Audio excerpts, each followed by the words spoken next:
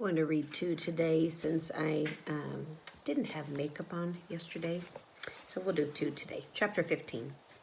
The weeks tripped by with tremendous haste. There was no let-up. Danny got his first victory in Laguna in early June, then third at Road Atlanta, and he finished 8th in Denver. That week with the boys in Sonoma had worked out the kinks with the crew, and it was all on Denny's shoulders, and his shoulders were broad. That summer when we gathered around the dinner table, there was something to talk about: trophies, photographs, replays on television late at night. Suddenly people were hanging around, coming over for dinner, not just Mike from work, but others too. We were even introduced to Luca Pantoni, a very powerful man at Ferrari headquarters at Maranello. I never broke my rule about staying out of the dining room. I have too much integrity for that. But I sat upon the threshold, I assure you. My toenails edged over the line so that I could be that much closer to greatness. I learned more about racing in those few weeks than I had in all my years of watching videos and television. Zoe chattered away constantly, always something to say, always something to show. She would sit on Denny's knees with her big eyes, absorbing every word of the conversation. Then, at an appropriate moment, she would declare some racing truth Denny had taught her. Slow hands in the fast stuff, fast hands in the slow stuff, and all the big men would be impressed. I was proud of her in these moments, since I was unable to impress the racing men with my own knowledge. The next best thing was to experience it through Zoe. Eve was happy again.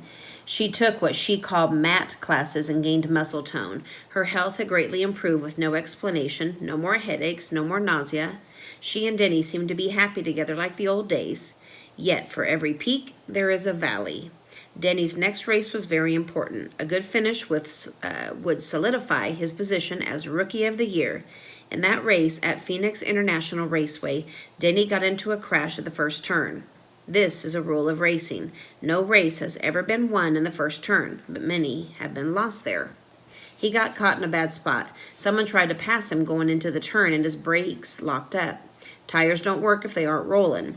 In full-out skid, the other car slammed into Denny's left front wheel, destroying the car's alignment. The front of the car was skewed so badly that his car crabbed up the track, taking seconds off his lap time. Alignment, brake lockup, crabbing, mere jargon.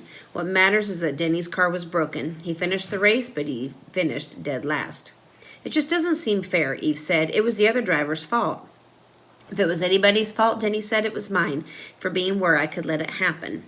There is something I've heard him say before. Getting angry at another driver for a driving incident is pointless. You need to watch the drivers around you, understand their confidence, skills, and aggression levels, and drive with them accordingly. Know who is driving next to you. Any problems that may occur have ultimately been caused by you, because you are responsible for where you are and what you're doing there. Still, fault or no, Denny was crushed. Zoe was crushed. Eve was crushed. I was too.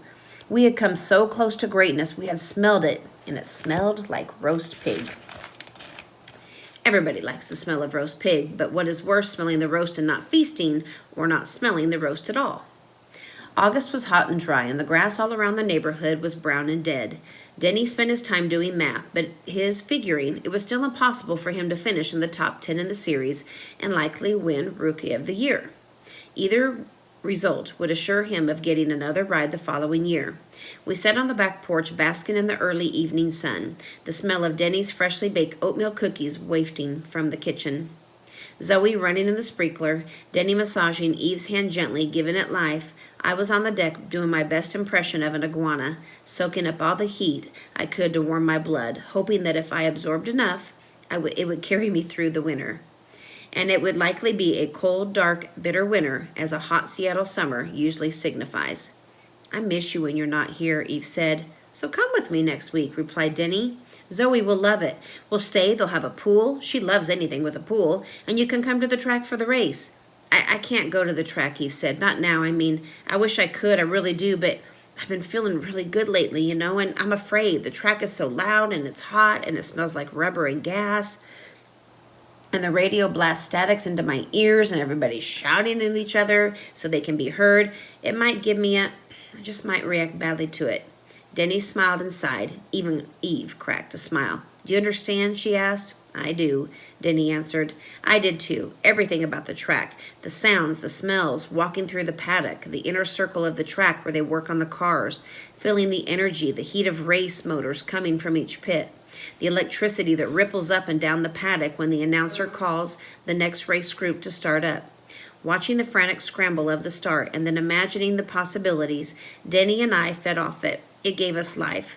But I totally understood what filled us with energy could be irritating to someone else, especially Eve.